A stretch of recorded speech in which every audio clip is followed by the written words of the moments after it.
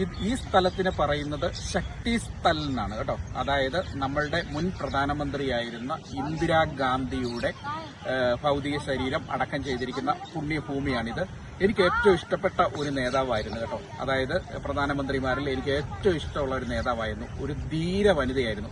അവരെ വിളിക്കുന്നത് ഉരുക്കു വനിതയെന്നാണ്, ഇന്ത്യയുടെ ഉരുക്കു വനിതയെന്നാണ് വിശേഷിപ്പിക്കുന്നത്. കാരണം കടുത്ത നിലപാടുകൾ, ജീവിതത്തിലെടുത്ത നിലപാടുകൾ, അത് കറക്റ്റ് അതിൽ ഉറച്ചു നിൽക്കുന്ന നേതാവാണ്. അതുകൊണ്ട് ലോകരാജ്യങ്ങളിലൊക്കെ ശ്രദ്ധ നേടിയ ഒരു പ്രധാനമന്ത്രിയായിരുന്നു നമ്മളുടെ പ്രിയങ്കരിയായ നമ്മളുടെ മുൻ പ്രധാനമന്ത്രിയായിരുന്ന ഇന്ദിരാഗാന്ധി. എനിക്ക് ഏറ്റവും ഇഷ്ടപ്പെട്ട ഒരു നേതാവാണ്. അപ്പോൾ നേതാവിനെ നമ്മുടെ മുൻ പ്രധാനമന്ത്രിയെ അടക്കം ചെയ്തിരിക്കുന്ന പുണ്യഭൂമിയാണ്. നമുക്ക് ആ പുണ്യഭൂമി ഒന്ന് കാണാം.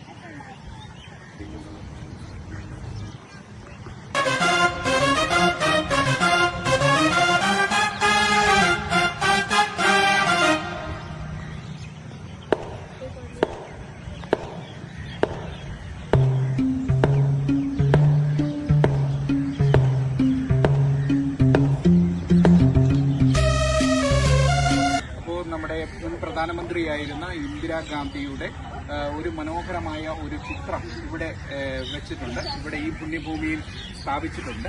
അപ്പോൾ ഇതിന്റെ അടുത്ത് തന്നെയാണ് അടക്കം ചെയ്തിരിക്കുന്ന പുണ്യഭൂമി, തൊട്ട് ചേർന്ന് തന്നെയാണ്. അപ്പോൾ ഇവിടെ ഒരുപാട് ആൾക്കാർ ഇവിടെ വന്ന് സമയം ചെലവഴിക്കാറുണ്ട്. അവിടെ വന്ന് ഈ പുണ്യഭൂമിയൊക്കെ ഒന്ന് കാണുകയും കുറച്ച് സമയമൊക്കെ ചെലവഴിക്കുകയൊക്കെ ചെയ്യാറുണ്ട്.